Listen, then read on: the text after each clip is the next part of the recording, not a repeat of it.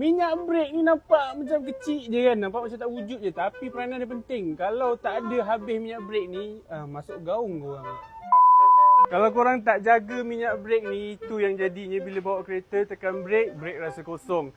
Lepas tu kereta tak berhenti-berhenti, dah tekan, kereta berjalan lagi. Akhirnya ke mana korang?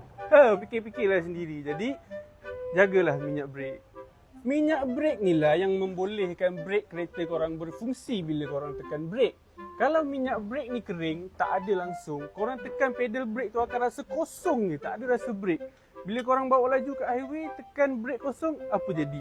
Mungkin korang naiklah van jenazah. Korang kena tengok sukatan minyak brake korang cukup ke tidak. Dekat bekas ni dia dah ada tunjuk dah, nampak ni, tertulis MAC. Kalau dekat paras ni maknanya cukuplah minyak brake korang tu. Dan penting untuk tengok juga warna minyak brake korang. Kalau masih jernih, masih warna macam ini, masih okey lah.